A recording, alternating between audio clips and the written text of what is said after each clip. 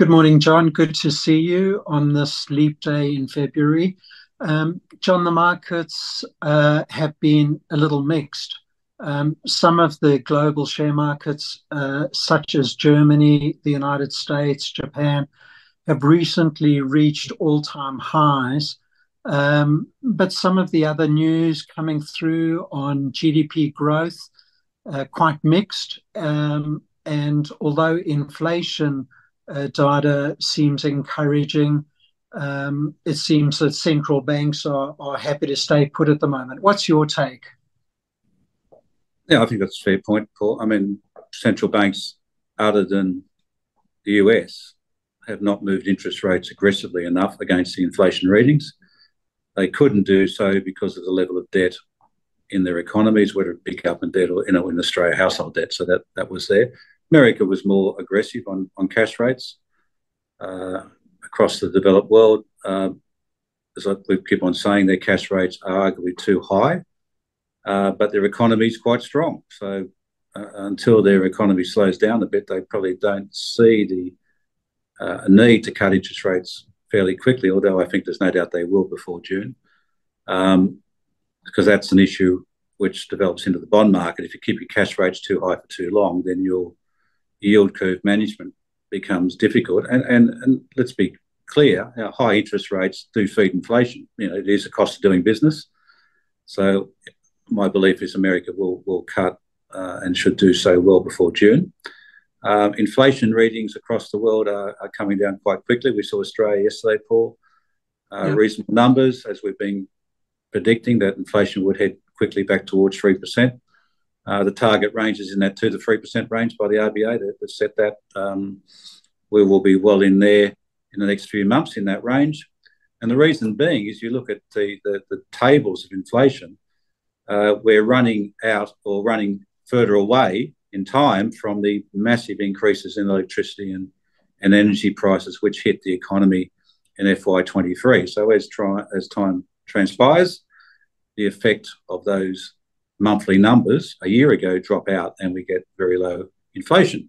But the cost of living today, and this is the point about the stress in the Australian economy, the cost of living today, if you look at it over 2 years, is probably 10% higher than it was 2 years ago, yet wage rates are up 4 to 5. And that's what's causing the slowdown. Yeah. John, you published yesterday a fascinating article in First Links, highlighting a number of charts and observations from those charts that one could apply to the investment markets. I think your first key point was something about the banking sector and how bank dividends are pretty much secure and banks should be part of portfolios. Can you expand on that point? Because I'm sure our audience will find that absolutely fascinating. Well, most self-directed retirees are heavily invested in the banks, whether they're through the equity or for term deposits. The banking sector has had a watch on it for a couple of years, Paul, because of the makeup of its loan book. To be very frank, the major banks in Australia have migrated to be major building societies. They've moved the spread of assets very concentrated around household mortgages, residential mortgages.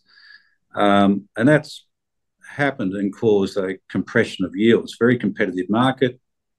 Yes, arguably not as much risk as other parts of the market, but when you take risk out of an asset book, you're going to have lower income and lower margins. Yeah. What I said in the report was that we're through a major part of the cycle from going from fixed rate mortgages to floating. We held our breath somewhat, and the household sector has worn that increase in cost of servicing mortgages.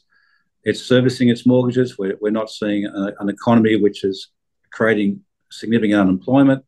So serviceability, even though it's stressful, but loans are being serviced, and that's good news for the banks. And the other good news is that the interest rate cuts which are coming, the taxation cuts which are coming, interest rates we'll talk about shortly, but the tax cuts in July 1 are really targeted at that household sector who is leveraged, the low income to middle income earners who have a fair amount of debt on their house.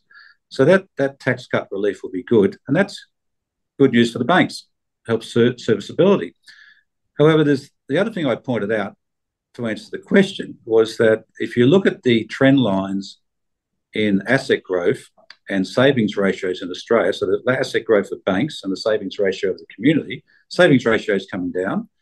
More of the community is borrowing. And if you go back pre-COVID and during COVID, credit card loans, personal loans plummeted. People just didn't borrow. That's important to understand. That's a high margin area for banks. Now, what we're seeing in recent numbers is that the personal loan part of the market is increasing, credit card usage is increasing, savings ratios are going towards zero. And I would say, so long as the economy holds together, we don't have unemployment, we will see a kick up in bank margins, which may surprise the market in the next 12 months. So is the take up from that if banks are able to maintain dividend yields of, say, 5% or above fully franked, and banks are able to improve their margins, provided there's no recession ahead, then being in the banks is probably a good place to be, particularly with interest rates forecast to come down later in the year. That's exactly. And I think you see periods where term deposits go above bank yields, and then you see a period where bank yields go higher than term deposits. And I think we're about to enter a period in the next 6 months where term deposit rates will come down and bank dividend payments will probably start increasing again. They're very well capitalised banks. And as I said, the cycle, so long as the central bank manages the economy with the help of the government, who seems to be dragging their feet, but we are going to get the tax relief in July 1.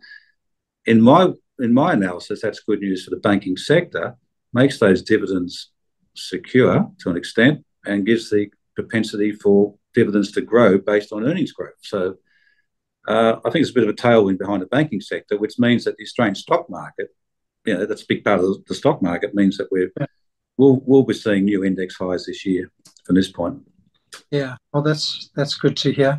The other point that you made in the First Links article, I think, was about global government debt being at historically high levels and what the implications are for the bond market. Can you just expand a little bit on that point? Well, it's a bit of reverse logic. In basic economic theory, demand and supply. So if you've got excessive supply of something which exceeds demand and is growing supply, then price goes down. So in a bond market, that means bond prices fall and yields go up. That's the basic theory of economics, demand supply. But that market is being interfered with and has been interfered with by central banks for 20 odd years in Japan, decade or so in Europe and America. And so the market, quantitative easing. So the market price of bonds is detached from reality. Now, the perverseness of my analysis is that the significance of the government debt around the world means that central banks have to keep on manipulating. They have to keep on interfering in markets. So you can't look at a bond market and say it's two things. It's not going to be fairly priced in terms of yield against risk or inflation or credit rating. In fact, the whole bond market of the world, I pointed out in my article that today Australian AAA rated bonds have a higher yield than Italian or Greek bonds, which are triple B or triple B minus. So credit rating has no influence, and inflation in Europe and Australia is pretty much the same as we speak. So the imperfection of the bond market is there. Now, the imperfection stays the higher the level of government debt, and that's perverse. Why? Because the central banks, one of their edicts, one of their covert intentions is to keep the cost of debt down to governments so they can service the mountain of debt. And with debt to GDP across the world in most developed countries of above 100%, holding interest rates in that 2 to 3% level is going to be very important across the yield curve. So I made the point that I think yield curve management is going to be maintained by central banks so that governments can service their debt, which means the bond market as a predictor of economic issues is now stuffed. It doesn't predict anything. And I think that's important to understand because people have been looking at the bond market, and I don't want to bore our viewers, but there's been a negative yield curve created where short-term rates are above long-term rates. Historically, that's meant we're charging into a recession. Well, we've had that negative yield curve for 2.5, 3 years, and hasn't happened. Hasn't happened. So the bond market's stuffed. John, we're towards the end of the earnings reporting season, and in the US, I think it's been better than expected. I think forecasts for the following year lifted by about 5% or so. What are your observations about the Australian reporting season? Well, I know I'm going to get Will on the program next week because I'm traveling next week to really wrap it up. But I think in the main, we've been happy with our portfolio performance. The stocks we're in have all achieved what we thought they'd achieve. I don't think viewers should worry about 1 and 2 day moves of stock prices. I mean, there's so much computer trading and hedge fund activity and indexing. It's quite bizarre. But we're quite comfortable with the stocks we've got in our portfolio. They've all performed. I said they've mainly reported above anticipation in some of the dividends in the mid-cap stocks. So some of the mining services companies have paid very nice dividends. So that's been impressive. And they're trading off the growth in the mining sector. So there's always a delayed impact on the service providers. Get the first impact on the commodity producers, and then the service providers get the ongoing work. And that's coming through in that sector. As I said earlier, the banks, I think their updates have been very positive. Commonwealth Bank rallied hard, paid a nice dividend. The building sector, there's obviously a lot of demand out there for builders. It's a problem with supply. Plenty of activity, and we've seen the bid for Boral, and we're also seeing a bid for CSR. So you're seeing there'll be nothing left soon, apart from what I keep on saying, Brickworks and the Soul Pattinson Group will be the only way Australians can invest in one of the growth markets of Australia. So that's interesting. So generally, to answer your question, quite happy with the results against a very slow economy. And my final point is, if I didn't make it earlier, that it's quite clear when you look at inflation, look at wages. I made in previous presentations the point in the decade to 2020, Australian wages grew against inflation. We had real wage growth. In the last 2 years, with the mismanagement of inflation, we've had negative real wage growth. And I think that the differential is about 5%. The cost of living has gone up about 10 over the last 2 years, and wages about 5. This tax relief coming from the government should be immediate. It shouldn't be waited. It shouldn't be waiting July 1, because essentially what's happened is wages have gone up 5%. People have paid more tax, and now they're going to give them the tax back. But it's not going to be enough to adjust for the cost of living. And I think that's why the economic activity in Australia has slowed. If we have a mild negative quarter, it's going to be mild. See through that, the outlook is quite strong. But the poor management of the economy is never ending. And I'll talk more about this in my presentations in coming weeks, but there's so much more that could be done. And when you have a slowing economy, Paul, the one thing that should happen is fiscal policy should stir up. And running massive surpluses at this point in the cycle is really ridiculous. And we'll get the Treasurer in May telling us how good he is, but the surpluses come out of doing nothing and having non-indexation of taxation. Comes back to the politicisation of fiscal policy, where they only want to do the spending just before an election. Two other points you made. So with this crimp on household income over the last 2 years, I think we see retail sales probably in the next half hour or so. But you also made the point that there have been something like 800,000 arrivals into Australia over the last 2 years. So that the overall numbers, but not on a per capita basis. So per capita income's down, per capita expenditure's down, for all the reasons we said earlier. So look, retail, and I'm close to a couple of retailers, in certain sectors, discretionary sectors, it's very tough out there. But you get these aberrations, when pop stars come to Australia and all of a sudden retail activity goes up and people want to buy T-shirts and hats and beads and all that sort of stuff. And then those retailers will tell you how great they're going, But it's all short term. I think there's a continuing tough period for retail, but it's okay. And I always say to people, after every downturn, there's an upturn. So if we have a mild downturn, it's good for the upturn. Yeah. Well, we'll have to end it there, John. Just a last point. So the market is now anticipating that the US, the Federal Reserve, will probably cut 3 to 4 times this year, starting in June.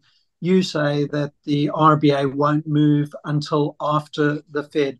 You're staying with that view? And yeah, it's a currency view, Paul. I mean, if we cut all the US does, the Aussie dollar will fall below 65 and we'll import more inflation. So it dropped below 65 overnight. Yeah, and every time it falls down there. Now we're getting some offset with deflation coming out of China. Yeah, but the currency now is something. Our currency is undervalued, but it means we're importing inflation through imports. Currency that we're looking at the currency at least undervalued by 5 or so %. Now that's feeding inflation. So cutting interest rates too early will exacerbate the problem, not help it. Okay. Look, we'll have to end it there. John, thank you very much. Always interesting. And to the audience out there, we will see you next week. Thank you. Great.